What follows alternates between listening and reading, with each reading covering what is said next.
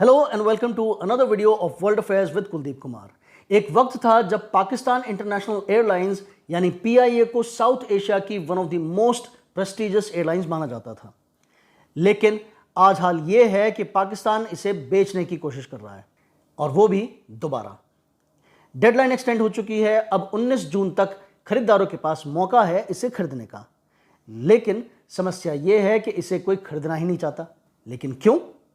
Let's find out. PIA की शुरुआत हुई थी 1946 में ओरिएंट एयरवेज के नाम से, कैलकाटा, ब्रिटिश इंडिया में। 1947 में पार्टीशन हो गया, पाकिस्तान बन गया, और फिर ओरिएंट एयरवेज बन गया पाकिस्तान इंटरनेशनल एयरलाइंस कॉरपोरेशन यानी पीआईएसी। पीआईए ने अपनी इंटरनेशनल सर्विसेज स्टार्ट की 1955 में to London via Cairo and Rome. 1964 में पीआईए चाइना में उड़ान भरने वाली पहली नॉन कम्युनिस्ट एयरलाइन भी बनी। पीआईए ने एमिरेट्स के एस्टैब्लिशमेंट में भी हेल्प की। एमिरेट्स जो है वो यूएई की एयरलाइंस है। पीआईए पहली खरीदार बनी बोइंग 777-200 एलआर की।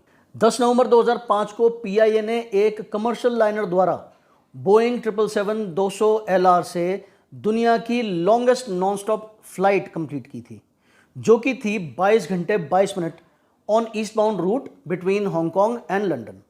लेकिन फिर शुरू हुआ downfall, corruption, poor management, political interference और लगातार लॉसेस।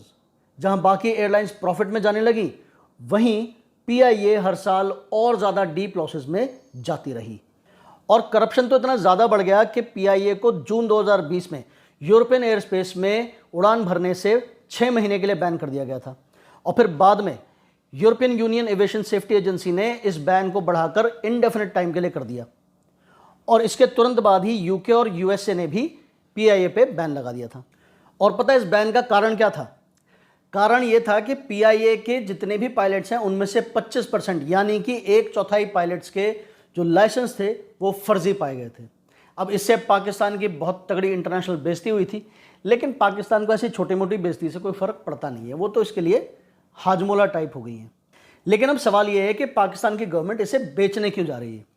तो उसका सिंपल रीज़न ये है, cash crisis. Foreign reserves almost खत्म होने के कगार पर हैं, इन्फ्लेशन बहुत ज़्यादा है, और लगातार आईएमएफ के बेल आउट पैकेज पर डिपेंडेंसी बढ़ती जा रही है। और आईएमएफ ने साफ कहा है कि लॉस मेकिंग सरकारी कंपनीज को या तो बंद करो या फिर बेच दो। पीआईए हर साल सैकड़ों करोड़ों का घाटा करती है, इसीलिए सरकार अब 51 से 100% तक की हिस्सेदारी बेचने को तैयार है। मतलब अगर इसे कोई खरीदने के लिए तैयार हो तो पूरी की पूरी कंपनी यानी कि पीआईए को पाकिस्तान बेचने को तैयार है। पिछले साल भी यही कोशिश की गई थी, यानी पीआईए को बेचने की कोशिश की गई थी, लेकिन सिर्फ एक ही खरीदार आया था, और वो भी सरकार के एक्सपेक्टेड प्राइस से काफ़ी कम अमाउंट पर बिड कर रहा था। तो पाकिस्तान की गवर्नमेंट को ये डील रिजेक्ट करनी पड़ी। और अब की बार पाकिस्तान की गवर्नमेंट ने एक स्मार्ट चाल चली है, और वो ये है कि पीआईए के पुराने डेट्स और लायबिलिटीज़ को अपने ऊपर ले लिया है, यानी एयरलाइंस को थोड़ा सा क्लीन करके बेचने की कोशिश की जा रही है। साथ ही अप्रैल 2025 में पीआईए ने दावा भी किया है कि उन्हें 20 साल बाद पहली बार एनुअल प्रॉफिट हुआ है। लेकिन ये एक्चुअल प्रॉफिट है या फिर सिर्फ कॉस्मेटिक अकाउंटिंग, गॉड नोज। तो अब सवाल उठता है कि क्या कोई पीआईए को खरीदेगा? अब तक किसी ने ऑफिशियली इंटरेस्ट शो किया नहीं है, इसीलिए डेडलाइन को 3 जून से 19 जून तक बढ़ा दिया गया है। कुछ रिपोर्ट्स के मुताबिक गल्फ की एयरलाइंस या फिर चाइनीज कंपनीज इंटरेस्टेड हो सकती हैं, स्पेशली सीपैक और बेल्ट रोड इनिशिएटिव की वजह से। लेकिन एयरलाइंस खरीदना कोई छोटी बात नहीं है, खासकर जब ब्रांड की वैल्यू भी गिर चुकी हो। अब बात करते हैं इंडियन पर्सपेक्टिव की। इंडिया ने एयर इंडिया को टाटा ग्रुप को देकर प्राइवेटाइज कर लिया, और अब वो रैपिड एक्सपेंशन पर है। इंडिगो ऑलरेडी एशिया की सबसे बड़ी लो कॉस्ट एयरलाइंस बन चुकी है। पीआईए और पाकिस्तान की हालत इसके एग्जैक्ट ऑपोजिट है। यह कंपैरिजन साफ दिखाता है कि दोनों देशों की इकोनॉमी और गवर्नेंस में कितना फर्क है। तो आपको क्या लगता है, पीआईए का कोई फ्यूचर है? क्या कोई इसे खरीदेगा, या फिर ये एयरलाइन इतिहास में दफन होकर रह जाएगी?